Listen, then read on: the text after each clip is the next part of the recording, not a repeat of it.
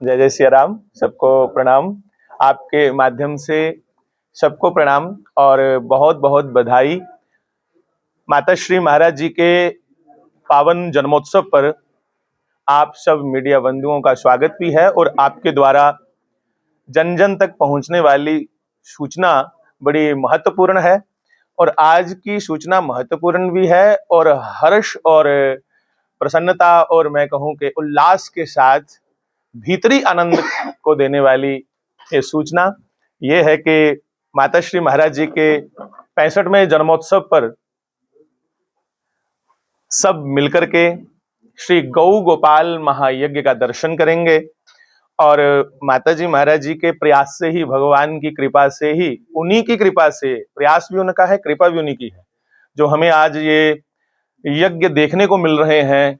सनातनी परंपरा का दर्शन हो रहा है। और कहूं कि जो यज्ञ 18 दिसंबर 2025 से शुरू होकर 26 दिसंबर तक चलेगा। इस यज्ञ में सांस्कृतिक विचारधाराएं रखी जाएंगी। हमारी भारतीय परंपरा क्या है उसको प्रस्तुत किया जाएगा। और यज्ञ का नाम है श्री गौ गोपाल महायज्ञ। इस गौ गोपाल महायज्ञ में गौ की महिमा क्या है, गौ की गरिमा क्या है, क्यों भारत ने गौ को मां कहा है, इस पे विशेष चर्चाएं होंगी। और गोपाल मतलब श्री कृष्ण ने जो गीता में हमें उपदेश किया, आदेश किया, उस पे चर्चा होगी।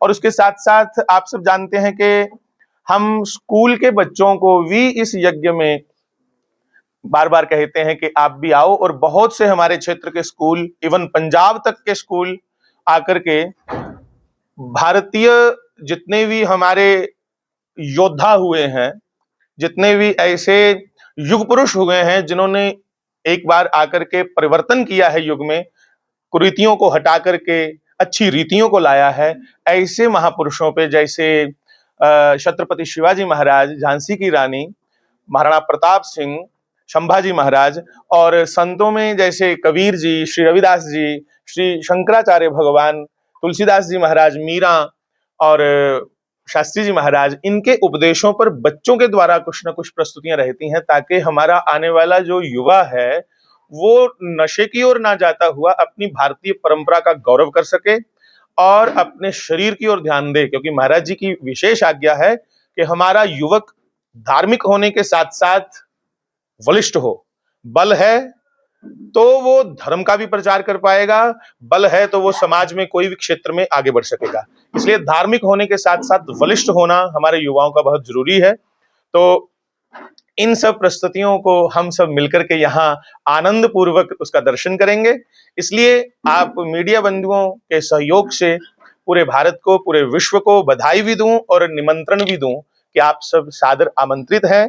16 से यहाँ प्रक्रिया आज शुरू हो गई है लगभग, पर पूर्णतः 18 दिसंबर से 26 दिसंबर तक चलने वाले इस यज्ञ में अच्छे अच्छे महापुरुष आ रहे हैं, जिसमें बहुत से हमारे सिख कीर्तनीय जो हमारे भाई हैं उनको भी निमंत्रण इसलिए होता है हर साल कि शहीदी दिवस भी आ रहा है 4 साहिबजादों का।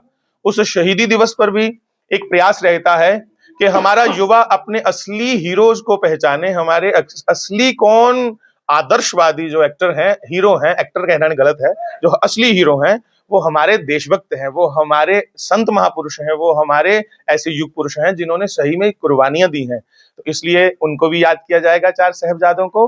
गुरुओं की कही हुई वाणी यहाँ प्रस्तुत की जाएगी जिससे हम अपने जीवन को साकार बना सकें। तो बंधुओं, इन सब बातों को देखते देखते महाराज जी के जीवन पर आधारित भी चर्चाएं होंगी कि धन्य है शास्त्री जी महाराज, जिनको आज लोग इतना प्रेम करते हैं कि जैसे यहाँ प्रेस वार्ता हो रही है, जितने संत महापुरुष आए हैं सबके श्री चरणों में मेरा वंदन, भारत के सभी संतों के चरणों में मेरा वंदन, जिन्होंने अपने अपने स्थान से, अपने अपने प्रांत जिला से, अपने अपने वहां समाज को लेकर के प्रेस वार्ता की है। आप देख रहे हैं आरएसपुरा वालों ने अलग से प्रेस वार्ता की, संतों ने, स्थानीय लोगों ने, विश्ना वालों ने, दरिया पार अखनूर वालों ने, पंजाब वाले, गुजरात, राजस्थान, सब लोग अपने अपने स्थान पे बधाई दे रहे हैं।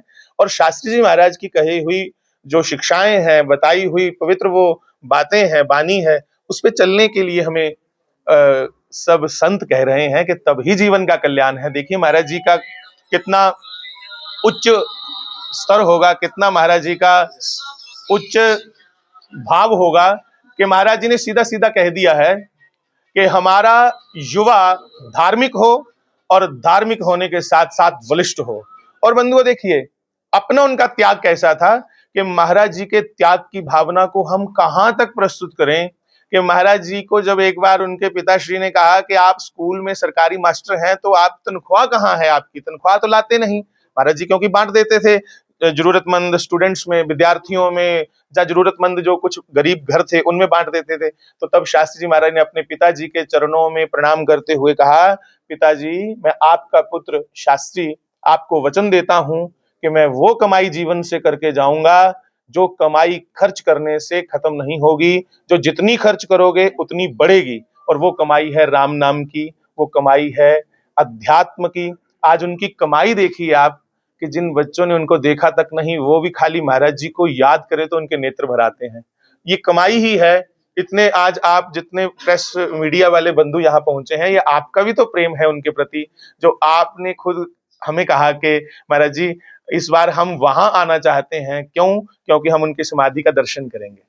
तो ये सबका प्रेम है उनके प्रति। आप देखिए जब वो मास्टर थे स्कूल में तब भी उनके उनका अपने मन में कितना कर्म के प्रति बोध था। एक बार पिकनिक गई मानसर, तो मानसर पिकनिक गई तो गरीब बच्चे थे सरकारी स्कूल में, छोटे छोटे प्राइमरी क्लास के। तो महाराज जी ने देखा कि बच्चों के पास भोजन करने को, खाने को कुछ पैसे नहीं है, तो घर से कोई टिफिन लाया नहीं। गरीब बच्चे बेचारे कहाँ टिफिन टुफिन की व्यवस्थाएं थी तब महाराज जी ने अपने रिस्ट वॉच जो होती है हाथ में पहनने वाली घड़ी, वो होटल पे जाके बेची, क्योंकि महाराज जी पैसे नहीं रखते थे अपने पास, तब भी बांट देते थे। रिस्ट वॉच बेच करके सभी बच्चों को भोजन कराया और बच्चे रोने लगे कि ऐसा भी कोई टीचर होता है, मास्टर होता है, जो अपने हाथ की घड़ी को, एचएमटी कंपनी की घड़ी थी मुझे याद है, अपनी घड़ी को बेच करके जो बच्चों को इतना प्रेम करता है कि पहले बच्चे भोजन करेंगे उसके बाद मैं भोजन करूंगा क्योंकि मुझे तनख्वाह इन बच्चों के कारण मिलती है।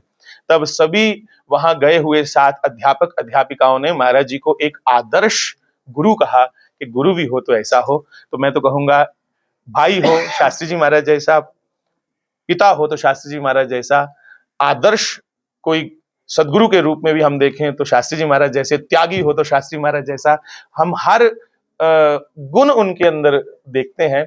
इसलिए भैया उनके इस पावन जन्मोत्सव पर आपके माध्यम से सबका स्वागत है। बस एक सब ध्यान रखिएगा कि महाराज जी प्रकृति को बहुत प्रेम करते थे, मतलब पर्यावरण को। तो सबसे प्रार्थना है इस यज्ञ में जब आप आए तो कोई भी पॉलीथीन बैग, कोई भी लिफाफा, जब आप बच्चे खाते हैं वो चिप्स वगैरह या कुछ भी, वो रैपर वगैरह यज्ञ के यहाँ तहाँ ना फेंके, ना लिफाफा फेंके, क्योंकि हमारी गौ माताएं बाद में वहां चरती हैं तो फिर वो लिफाफा खाएंगी तो और दिक्कत होगी। हाँ, तो इस बार लंगर में भी हमने डिस्पोजेबल थाली गिलास वो सब बंद, सबसे प्रार्थना की कि वो नहीं चलेगा, सब स्टील प्लेट्स, ताकि गंदगी ना फैले। तो क्यों, जहां सफाई वहां खुदाई। भगवान भी पवित्रता को बहुत पसंद करते हैं।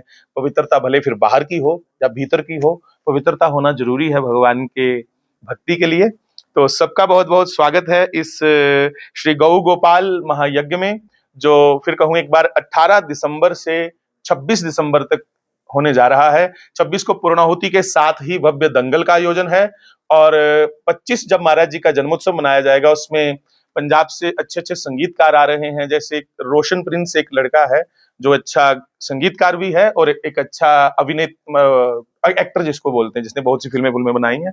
तो वो अब क्योंकि उसने खुद कहा कि मैं महाराज जी सनातन पे ही बात करता हूँ तो मुझे इस बार मौका दिया जाए, तो इस बार वो आ रहे हैं।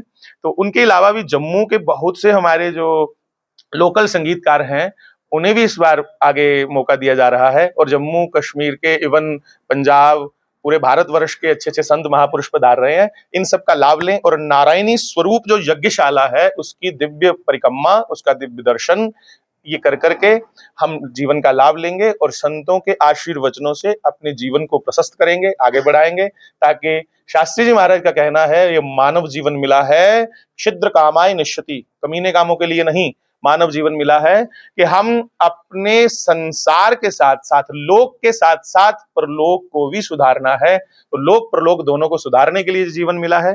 इसलिए सबका स्वागत। 18 दिसंबर से 26 दिसंबर 2025 तक। बहुत बहुत स्वागत। जय जय सिया राम।